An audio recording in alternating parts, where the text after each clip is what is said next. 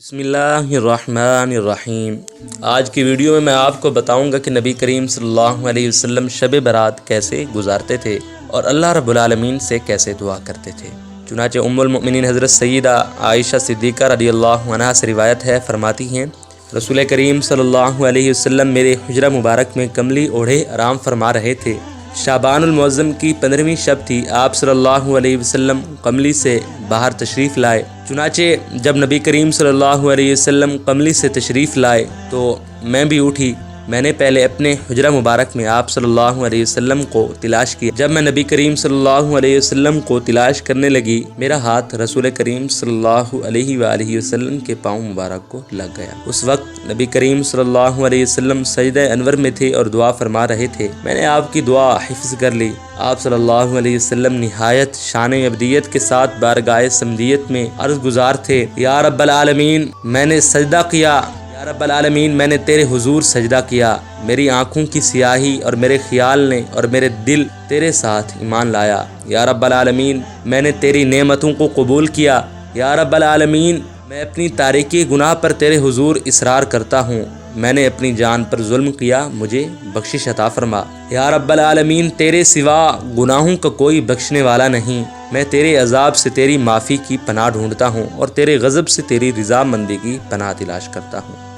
میں تیری حمد و ثنا کو شمار تو نہیں کر سکتا جیسے تو نے خود اپنی ثنا کی ہے۔ یہ دعا آپ صلی اللہ علیہ وسلم نے اپنے رب کے حضور اظہار بندگی بجا لاتے ہوئے کی۔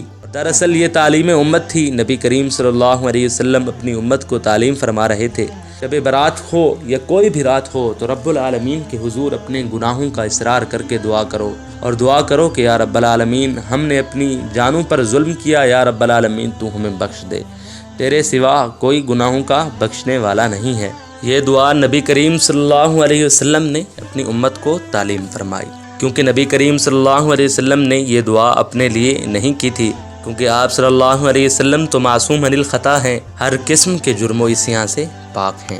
اسی طرح ایک اور روایت میں آتا ہے، حضرت ابو ہریرہ رضی اللہ تعالی عنہ سے روایت ہے کہ نبی کریم صلی اللہ علیہ وسلم نے فرمایا کہ حضرت جبرائیل علیہ السلام شعبان المعظم کی 15ویں شب کو میرے پاس حاضر ہوئے اور مجھے عرض کیا، یا رسول اللہ آسمان کی طرف اپنا سر انور اٹھائیں۔ آپ صلی اللہ علیہ وسلم فرماتی ہیں میں نے حضرت جبرائیل علیہ السلام سے کہا، یہ کیسی رات ہے؟ عرض کیا، یہ ایک رات ہے جس میں اللہ رب العالمین رحمت کے 300 دروازے کھول دیتا ہے۔ اللہ رب العالمین ان تمام لوگوں کی بخشش فرما دیتا ہے جو اس کے ساتھ کسی کو شریک نہیں کرتے، مگر ساحر، کاہن، شراب خور، سود خور اور زانی کو رب العالمین اس رات میں بھی نہیں بخشتا جب تک کہ وہ توبہ نہ کریں۔ پھر جب رات کا چوتھائی حصہ گزرا تو حضرت جبرائیل علیہ السلام پھر نازل ہوئے اور حسب سابق عرض کیا، یا محمد صلی اللہ علیہ وسلم اپنا سر انور آسمان کی طرف اٹھائیے۔ آپ صلی اللہ علیہ وسلم نے اپنا سر انور اٹھایا۔ آپ صلی اللہ علیہ وسلم دیکھتے ہیں کہ جنت کے دروازے کھول دیے گئے ہیں۔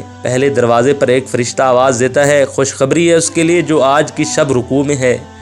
دوسرے دروازے پر ایک فرشتہ آواز دیتا ہے، خوشخبری ہے اس کے لیے جو آج کی رات سجدہ کرتا ہے۔ تیسرے دروازے پر ایک فرشتہ آواز دیتا ہے، خوشخبری ہے اس کے لیے جو آج کی رات دعا کرتا ہے۔ چوتھے دروازے پر ایک فرشتہ آواز دیتا ہے، خوشخبری ہے ان کے لیے جو آج کی رات ذکر کرنے والے ہیں۔ پانچویں دروازے پر ایک فرشتہ آواز دیتا ہے، خوشخبری ہے اس شخص کے لیے جو آج کی رات خوف خدا سے روتا ہے۔ چھٹے دروازے پر ایک فرشتہ آواز دیتا ہے، خوشخبری ہے ہر مسلمان کو، خوشخبری ہے ہر مسلمان کو آج کی رات۔ ساتویں دروازے پر ایک فرشتہ ندا کرتا ہے، آیا ہے کوئی بخشش طلب کرنے والا کہ وہ بخشا جائے۔